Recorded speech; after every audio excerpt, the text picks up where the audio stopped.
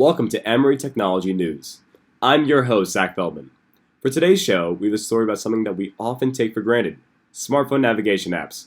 You know, it really wasn't too long ago that you would have to ask your friend that awkward question about how to get somewhere.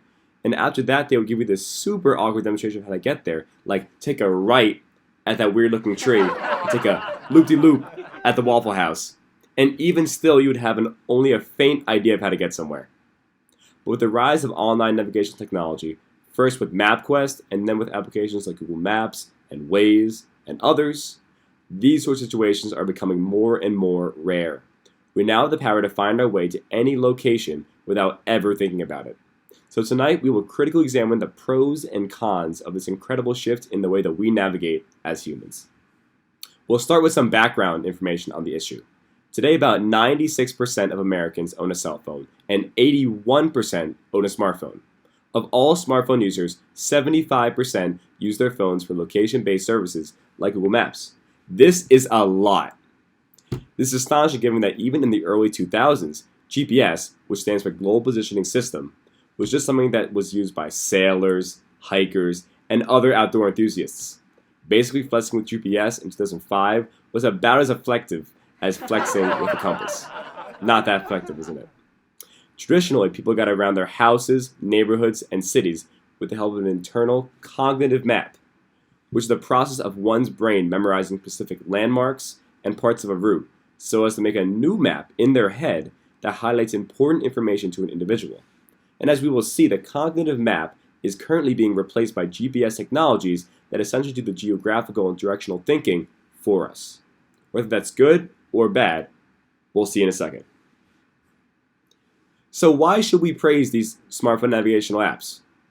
For one, it just eliminates one more tedious thing in our lives. All technology is defined as anything that significantly makes our lives easier, and Google Maps and its competitors certainly accomplish that when it comes to getting from one place to another.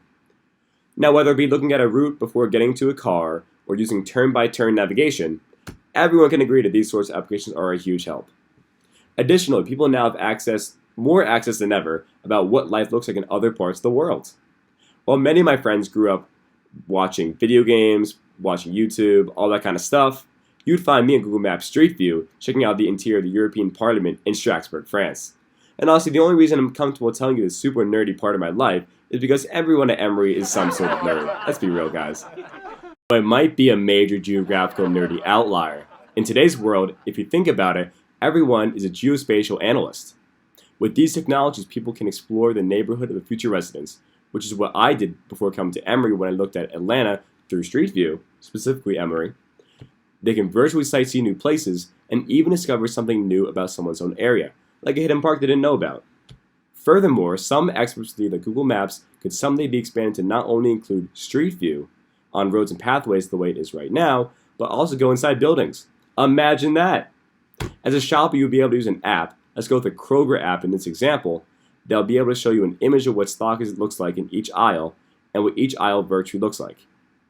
And as a worker at Kroger, you'll be able to take inventory of your stock and distribute tote boxes of new items into the aisles just with a click of the app. And I personally would have really benefited from this technology when I was stocking shelves as a Staples employee back in the day. This sort of technology can also have its drawbacks. Numerous studies have been conducted in the past 10 years examining the neurological effects of human dependence on electronic navigation. According to geographers at the University of California, Santa Barbara, studies on Google Maps and the like have been shown to lower reading skills, diminished spatial literacy, crippled navigational skills, and increased long-term risk of dementia. So let's break that down.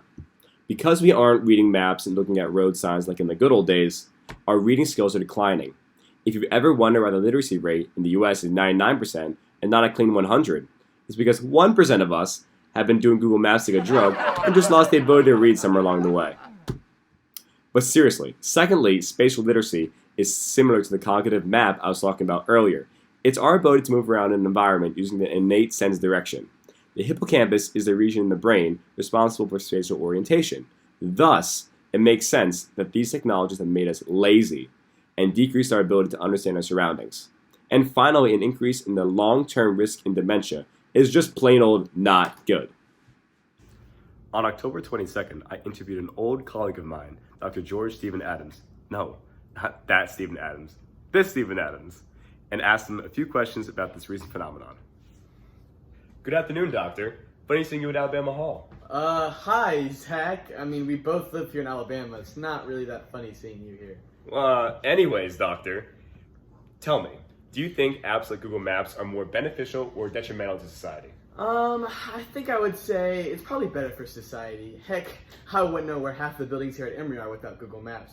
It's a great tool right at my fingertips. That's all good and well, but are you aware of the recent research that has shown that apps like Google Maps have decreased their reading skills and increased their risk of dementia for frequent users? Well, all that might be true, but when I want to get from one place to another and you're telling me there's a free way to do that, I'll do that every time. Fair enough. To summarize, there are many benefits and drawbacks of digital navigational technologies for society at large. I'm confident Google Maps and its competitors are not going away in the foreseeable future, but the next time put in the directions for the nearest Chick-fil-A is to have a mouth-watering chicken sandwich. Ask yourself whether you will be able to find your way there without a GPS. The answer just might surprise you. That's all we have time for today, folks. This is Zach Feldman signing off. Stay classy, Atlanta.